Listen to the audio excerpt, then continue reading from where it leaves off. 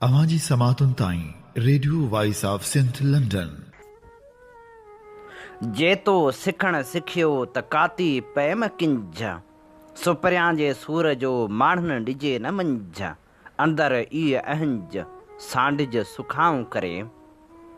भलारे भिटदणी जे भलारे बैत सां मुंहिंजी आवाज़ मुसाफ़िर radio voice of Sindh London तां थी दुनिया जी कुंड कुड़छ ताईं जंहिंजे माग ॿुधे पियो उन्हनि मिड़ी महिरबाननि खे सिक भरियो सलाम शाल क़बूल पवे।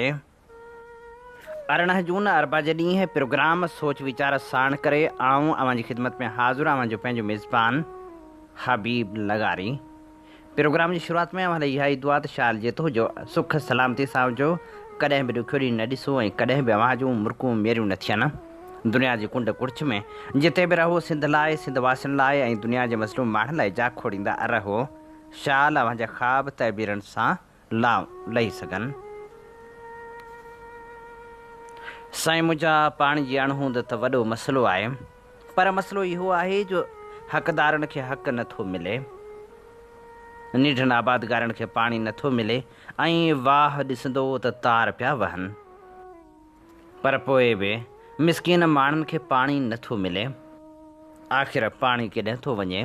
इन मामले जा पेरा जॾहिं बि खणंदा आहियूं त असांखे पतो पवंदो आहे जो वक़्त जे हाकिमनि जे ज़मीननि खे पाणी मिलंदो आहे ऐं बासर ज़मींदारनि खे पाणी मिलंदो आहे। मिसकिन आबादगार जिन जूं ज़मीनूं 4 एकड़ 5 एकड़ 10 एकड़ 12 एकड़ या वधि में वधि छिके 20-25 एकड़ हूंदियूं आहिनि, तिन खे पाणी ॾाढो ॾुखियो मिलंदो आहे। सिंध जे मुख़्तलिफ़ शहरनि में आबादगार सरापा एहतिजाज बि बणियल आहिनि। जेकॾहिं ॾिसिजे त सिंध जे आपाशी खाते सीडा जी ज़िम्मेवारी सिंध जे शाखनि ऐं वाहन में पाणी पहुचाइणु आहे। सिंध जो आबादगार हर साल पाणी न हुजण जी शिकायत कंदो रहंदो आहे, ख़ासि तौर ते सिंध जे पुछड़ी वारनि इलाइक़नि में जिन आबादगारनि जूं बनियूं आहिनि उहे पाणी लाइ सिकंदार रहंदा आहिनि। उन करे उन्हनि वटि दाहिण जी वाट एहतिजाज हूंदो आहे। उहे एहतिजाज करे पंहिंजो आवाज़ चूंडियल निमाइंदनि लाॻापियल इदारनि ताईं पहुचाइण जी कोशिशि कंदा आहिनि, पर हुक्मरान बोड़ा थी चुका आहिनि जेके लाचार आबादगारनि जो आवाज़ बि ॿुधण लाइ तयारु कोन आहिनि। नतीजे में आबादगार माली तौरु परेशानियुनि खे मुंहुं ॾियनि था ऐं उन्हनि जो मुआशी क़त्लेआम जारी आहे। जॾहिं त सिंध जे सभिनी आबादगारनि जो उहो बुनियादी हक़ आहे त उन्हनि जे शाखनि ऐं वाहन में पाणी ॿाहिरो ई वहंदो रहे त जीअं उहे फसल वक़्तु सिर पोखे सघनि, पर हिते सूरतहाल उबतड़ लॻी पई आहे। शाखनि में वारी उॾामी रही आहे ऐं 6 महीननि ताईं पाणी कोन थो अचे। हिन वक़्तु सिंध जी सामुंडी पट्टी में माण्हू पीअण जे पाणी लाइ परेशान लॻा पिया आहिनि। उन्हनि खे पाणी लप कोन पई मिले जो उहे पंहिंजी हयाती गुज़ारे सघनि। सामुंडी पट्टी में सूरतहाल बदतरीन नज़र अची रही आहे। सामुंडी पट्टी में पाणी जी सख़्त खोट थी वई आहे। फसल सुकी विया आहिनि, माण्हू ऐं जानवर उञ मरी रहिया आहिनि। बदिन जी सामुंडी पट्टी जे ॻोठनि खे पाणी बि कोन पियो मिले। ॿिए पासे नवकोट में ऋण शाख 6 महीननि खां बंदि लॻी पई आहे।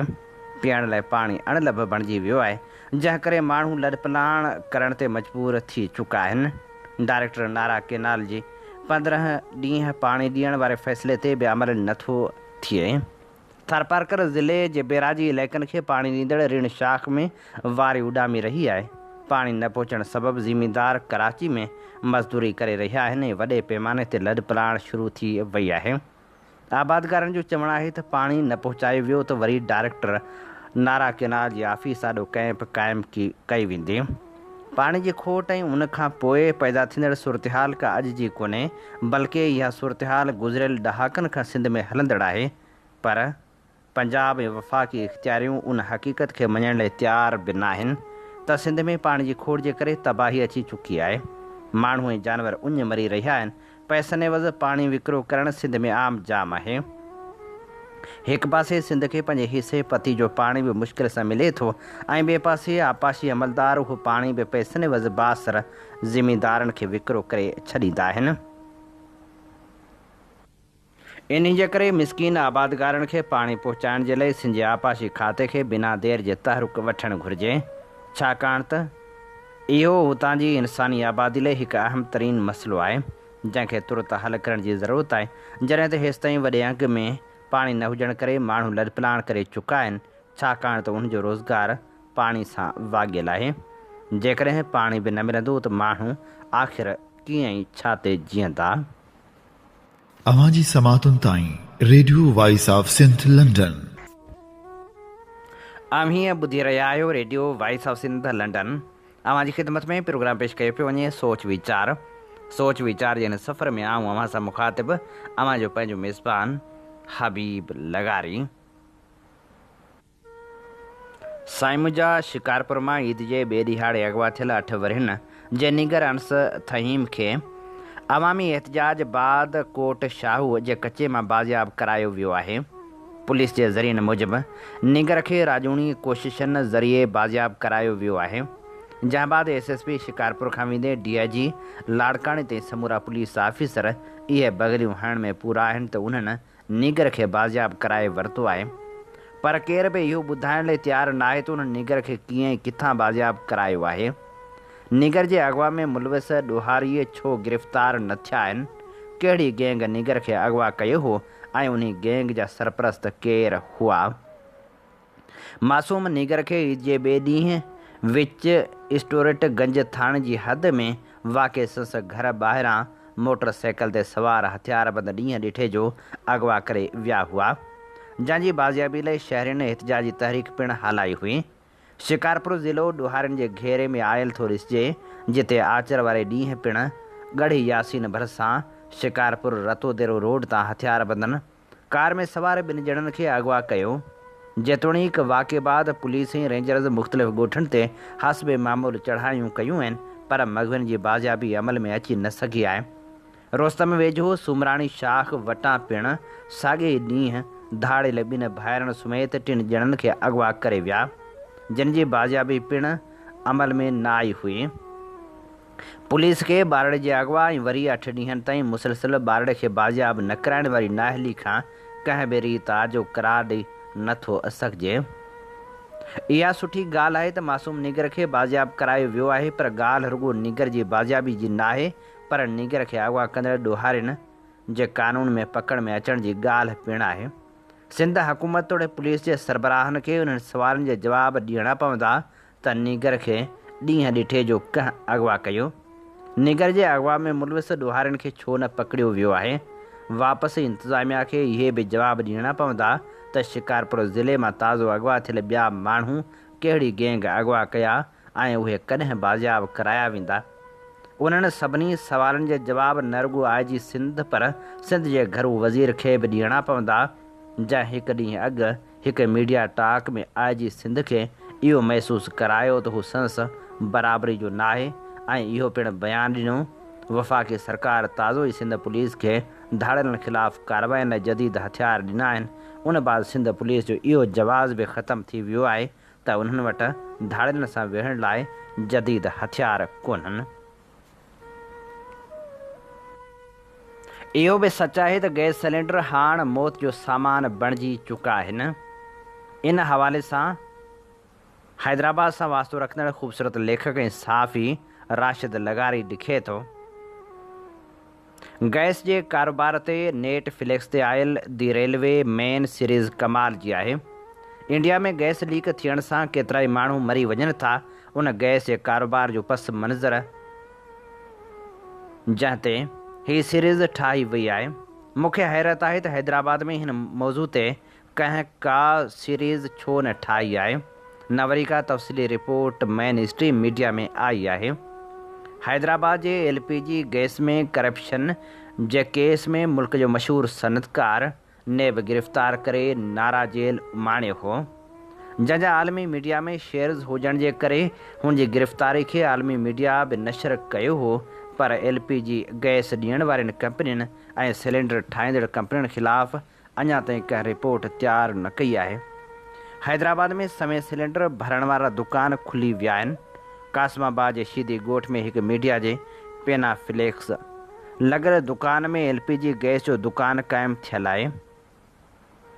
अहिड़े गैस भरे ॾियण वारे दुकान ख़िलाफ़ कार्रवाई अमल में न आंदी वई आहे।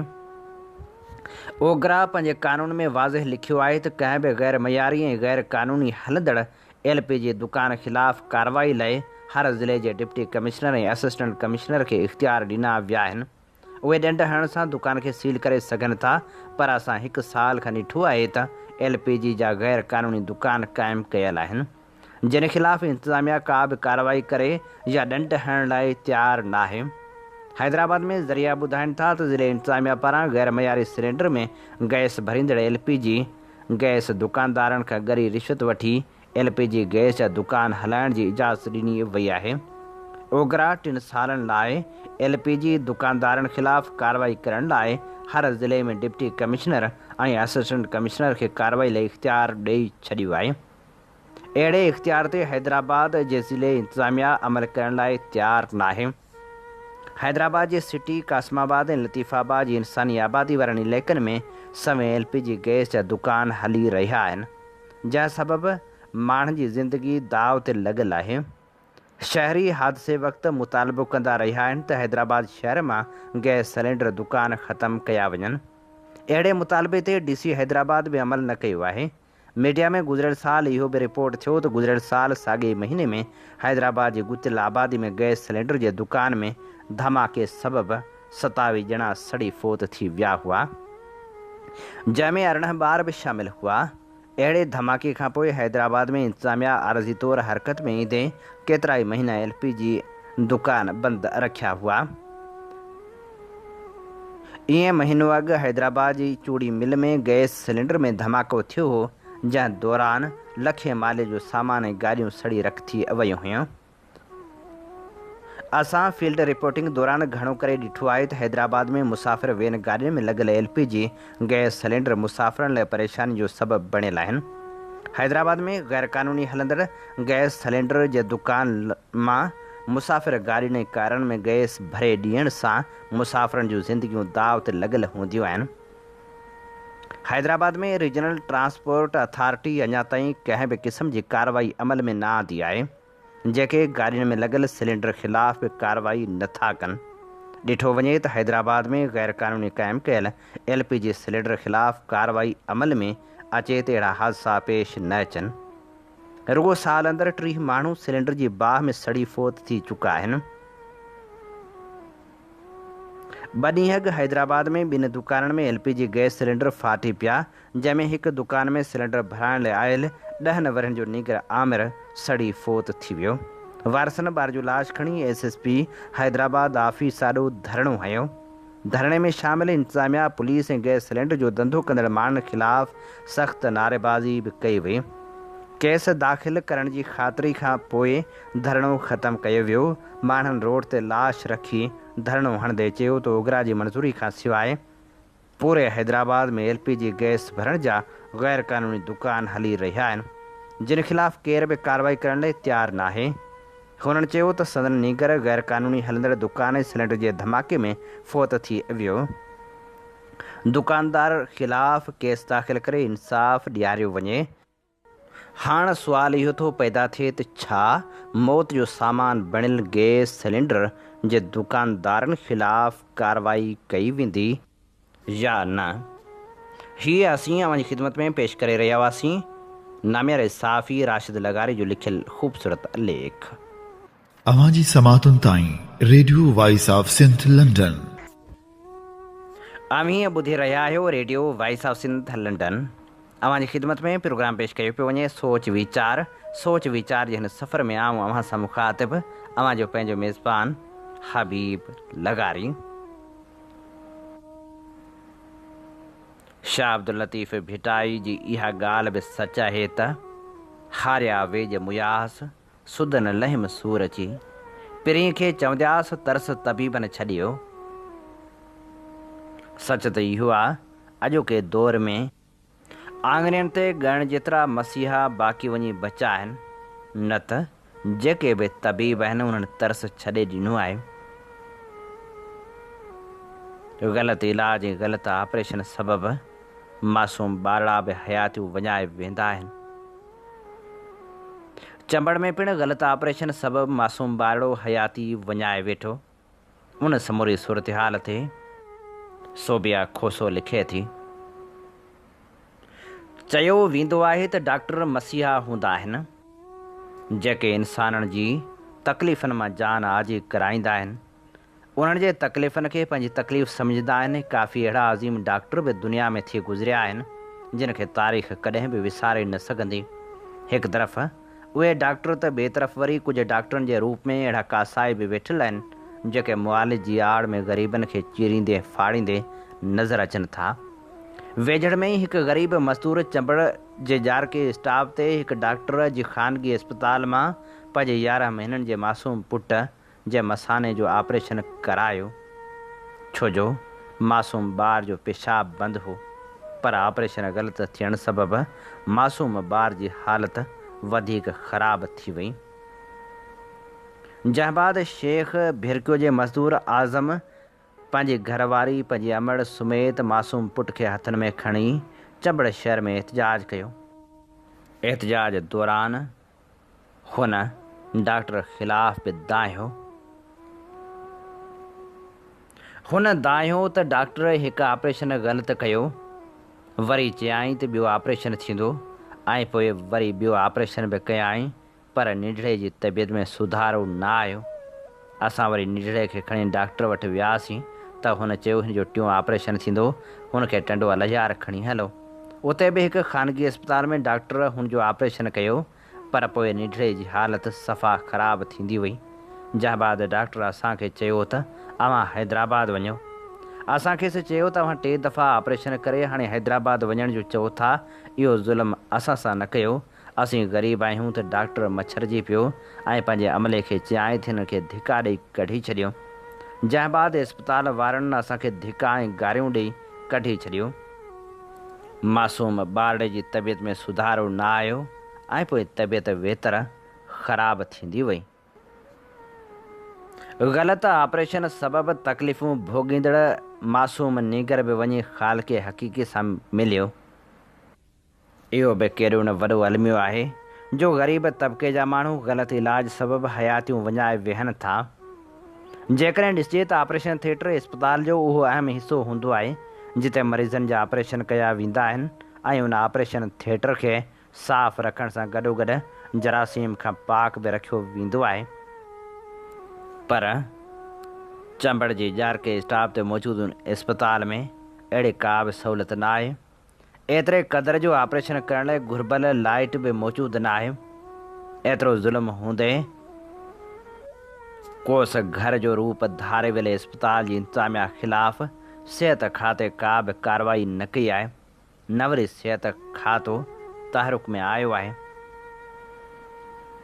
थियण त ईअं घुरिजे जो ग़लति इलाज सबबि हयाती वञाईंदड़ हर माण्हू जे मौत जी जांच थियणु खपे त आख़िर डॉक्टरनि ईअं लापरवाही छो कई ऐं मरीज़ हयाती वञाई त उनमें कंहिंजी कोताही शामिल हुई। जॾहिं इहो सभु कुझु अमल थियणु शुरू थींदो तॾहिं निढियूं निढियूं अस्पतालूं कोस घर न बणिजंदियूं। हीअ असीं अव्हांजी ख़िदमत में पेश करे रहिया हुआसीं ख़ूबसूरत लेखका सोबिया खोसो जो लिखियल ख़ूबसूरत लेख। अवांजी समातुनि ताईं radio voice of Sindh London. ॿ ॾींहं अॻु सिंध जे नामियारे शाइर मंज़ूर अली मंगीअ जो जनम ॾींहुं मल्हायो वियो। मंज़ूर अली मंगी खे भेटा पेश कंदे सरताज शेख लिखियो, सारे शहर ते पत्थर वसाया जंहिंसां चिकना चूर हुयो, पोइ बि हुन ते नारा मारिया, मुर्स को मंसूर हुयो, मुर्स को मंसूर हुयो। सिंध जे अवामी इनकलाबी मज़ाहिमती शाइर अदीब धरती जे सचे सबूत सिंध जे आशिक़ साईं मंज़ूर अली मंगी खे जनम ॾींहं जूं वाधायूं। मोहतरम साईं मंज़ूर अली मंगी हिकु सुठो शाइर आहे जंहिं पंहिंजी शाइरी जे ज़रिए सिंधिय जे लखे नौजवाननि जे दिलनि ते राज कयो आहे। साईं मंज़ूर अली मंगी जूं तालीम लाइ जेके ख़िदमतूं आहिनि उन्हनि खे बि विसारे नथो सघिजे। मंज़ूर अली मंगी हिकु फ़र्ज़ शनास उस्तादु रहियो, कॾहिं बि बिला सबब जे स्कूल ड्यूटी तां मोकल न वरितायूं। हू रोज़ानो वक़्त सां स्कूल ड्यूटी ते ईंदो हो। साईं मंज़ूर अली मंगी जूं असांजे शहर नवदेरो जे हक़नि लाइ जेके ख़िदमतूं रहियूं आहिनि या जेका जदोजहद रही आहे उन जा बि केतिरा ई वाज़ह मिसाल आहिनि। साईं मंज़ूर अली मंगी शहरी एक्शन कमेटी नवदेरो जो बानी मेंबर आहे। जेको शुरूआती वक़्त खां वठी अॼु ॾींहं ताईं गॾु बीठल आहे, न फ़क़्ति गॾु बीठल आहे पर हूअ हर जदोजहद में सफ़े अवल में रहियो आहे। पोइ उहा जदोजहद बिजली लाइ हुजे, बदअमनी, भताखोरी या कब्ज़ा माफ़िया ख़िलाफ़ हुजे, या सिंध जी मासूम न्याणी ज़ारा मंगी जे क़त्ल जो हाई प्रोफाइल केस हुजे, साईं मंज़ूर अली मंगी कॾहिं बि पोइ ते पेर नाहे कयो। पोइ उनखे केतिरी बि हद ताईं वञिणो पियो। हुन हर ज़ालिम, हर वक़्त जे यज़ीद ऐं फ़िरौन सां अखियुनि में मिलाए मुहाॾो अटकायो आहे, जंहिंजे करे खेसि केतिरा ई भेरा ज़िंदगी में तकलीफ़ूं आयूं, पर हुन मुड़ुस थी हर तकलीफ़ खे मुंहुं ॾिनो। अञा बि हूअ वॾी आज़माइश में आहे, पर हुन कॾहिं बि पंहिंजे ज़मीर जो, पंहिंजे उसूल जो सौदो नाहे कयो। साईं मंज़ूर अली मंगी हिकु बहादुर माण्हू आहे, जंहिं पंहिंजी सॼी हयाती धरती खे अर्पे छॾी आहे। मंज़ूर अली मंगी जी ज़िंदगी ते जेकॾहिं लिखिजे त काफ़ी मवाद आहे। साईं जिन आला पाए जी शख़्सियत आहिनि। असांखे इन ॻाल्हि ते फ़ख़ुरु आहे त मंज़ूर अली मंगी जो तालुक़ु असांजे शहर नएं देरे सां आहे, ऐं इहा बि ख़ुशी जी ॻाल्हि आहे त साईं मंज़ूर अली मंगी ऐं असीं पाड़ेसरी आहियूं। मुंहिंजो वालिद साहिबु चवंदो आहे त साईं मंज़ूर अली मंगी सां लॻभॻि 45 सालनि खां हिकु ई पाड़े में गॾु रहिया आहियूं, ऐं असां बि पंहिंजे बचपन खां वठी साईं खे ॾिसंदा पिया अचूं त साईं पंहिंजी सॼी ज़िंदगी वॾे इज़त ऐं मान सां गुज़ारी आहे, ऐं हर ॾुखे वक़्तु हर इंसान सां बाह ॿेली थी बीठो आहे, बिना कंहिं लालच या मतिलब जे।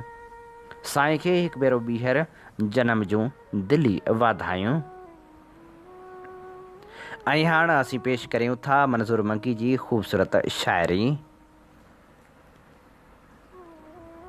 मंज़ूर मंगी लिखे थो, चढ़े घिंड चंग जीअं वॼंदा रहियासीं, बबर शींहं नर जीअं गजंदा रहियासीं, मले कूड़ जे मुंहं ते तओ तेल दांगी, सदा सच ज़िंदाबाद चवंदा रहियासीं, फ़क़ीरनि पुठियां बाहोड़ हुई पर असां पोइ बि रिढ़ंदा ऐं रमंदा रहियासीं, ज़माने तोड़े रूह ज़ख़्मी कयो पर उघे लुड़क खिलंदा ऐं कुॾंदा रहियासीं, न जेलनि झुकायो न नीलनि निवायो, सरेआम सूली ते चढ़ंदा रहियासीं, ततल तेल काणाह आड़ाह मच में पतंग जीअं पचंदे बि नचंदा रहियासीं, ओ मंज़ूर मंगी ज़हर जा प्याला सुबुह शाम पीअंदा ऐं जीअंदा रहियासीं।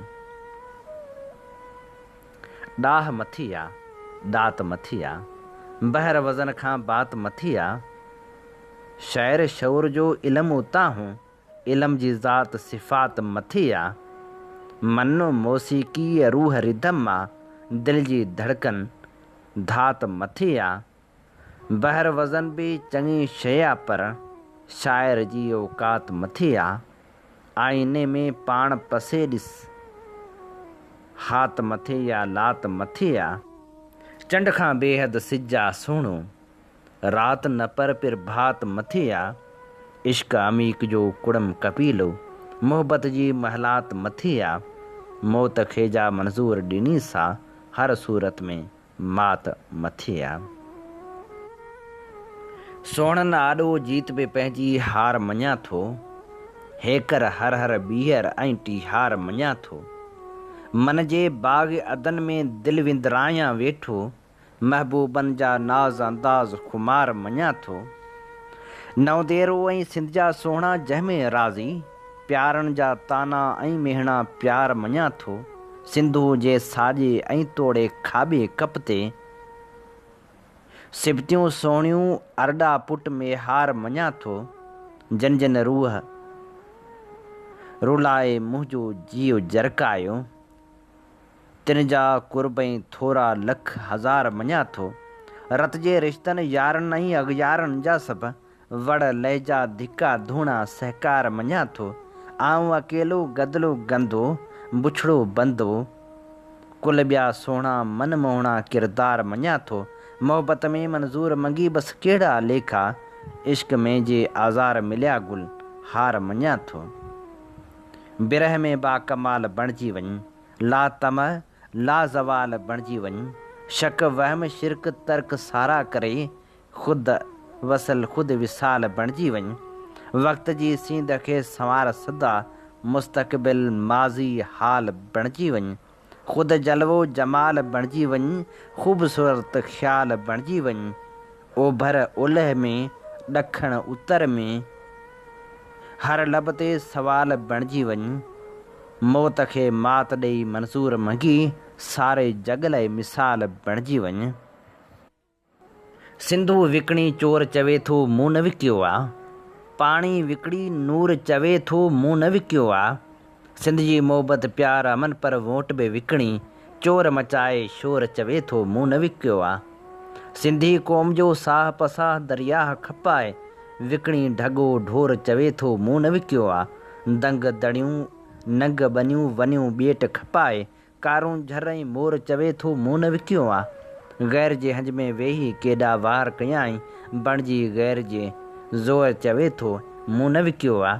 सिंध सॼी मंज़ूर मंगी जी लानत हुन ते जबल पहाड़ बंभोर चवे थो मूं न विकियो आहे। मंज़िल न माण पोजे निसाब कहिड़े कम जा, कातिब ऐं कुतब खाना किताब कहिड़े कम जा। शाइर अदीब आलिम उस्ताद जहिड़ा आला एज़ाज़ लक़ब रुतबा खिताब कहिड़े कम जा। रागी जे राग में जे सोज़ ऐं गुदाज़ नाहे, आवाज़ साज़ सुर ऐं रबाब कहिड़े कम जा। सिक प्यार इश्क उल्फत मोहबत जे मामरे में, ताबीर जे न आहे पोइ ख़्वाब कहिड़े कम जा। मंज़ूर मंगी आशिक आहीं त पारसार, न त ही हिजाब पर्दा नकाब कहिड़े कम जा।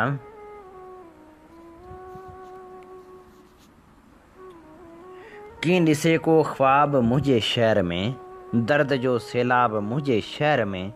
चो तरफ़ ॼर तपश लाई लूअ सां, बड़कंदड़ तालाब मुंहिंजे शहर में। कीअं न जीअड़ो झुरंदो गरंदो वञे, आब न तेज़ाब मुंहिंजे शहर में।